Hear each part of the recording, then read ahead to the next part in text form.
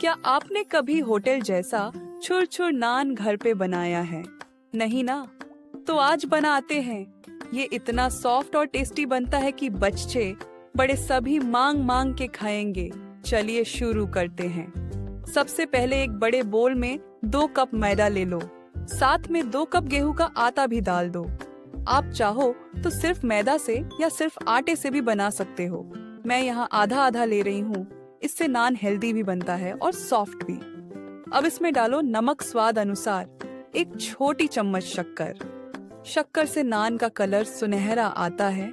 ये सीक्रेट ढाबे वाले कभी नहीं बताते हैं। अब चुटकी भर खाने का सोडा डालो। फिर 2 बड़े चम्मच घी का मोयन दो।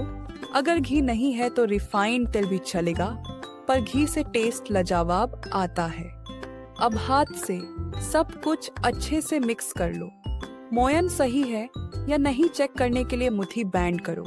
अगर आटा बन के लड्डू जैसा बन जाए तो समझो मोयन परफेक्ट है। ये मेरी मम्मी का तरीका है, एकदम काम करता है और ये इस रेसिपी का दूसरा सीक्रेट है। अब गुनगुने पानी की मदद से नरम आटा गूंथ लो। आटा ना ज्यादा सख्त होना चाहिए, ना ज्यादा चिपचिपा, बिल्कुल रोटी के आटे जैसा। ऊपर से थोड़ा घी लगा के आधे घंटे के लिए गीले कपड़े से ढक के रख दो। तब तक हम स्टफिंग रेडी कर लेते हैं। स्टफिंग के लिए 2 उबले आलू को कद्दूकस कर लो। अगर आपको पनीर पसंद है तो पनीर का भुर्जी भी यूज कर सकते हो। इसमें डालो 2 बारीक कटी हरी मिर्च, 1 मीडियम प्याज बारीक कटा हुआ और मुट्ठी भर बारीक कटा हरा धनिया। हरा धनिया इस रेसिपी का मैजिकल इंग्रेडिएंट है। अब इसमें स्वाद अनुसार नमक डालो। याद रखना आटे में भी नमक है।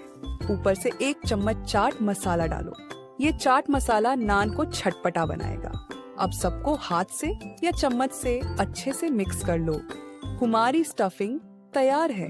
अब गूंथे हुए आटे से एक बड़ी लुई तोड़ लो। चकला लो और रोटी जैसी बड़ी बेल लो। थोड़ी मोटी रखना। अब इस बेली हुई रोटी पर चारों तरफ अच्छे से घी लगाओ। घी के ऊपर 2 चम्मच सूखा मैदा छिड़क दो और हाथ से फैला दो। ये स्टेप नान को लेयर वाला बनाएगा।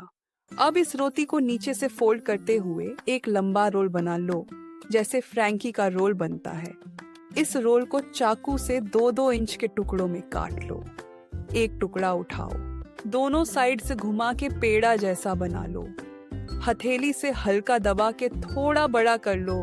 अब इस पेड़े को कटोरी जैसा बना के बीच में 2 चम्मच आलू की स्टफिंग भरो। किनारों को ऊपर ला के मोदक या पोतली की तरह बैंड कर दो। ऊपर का एक्स्ट्रा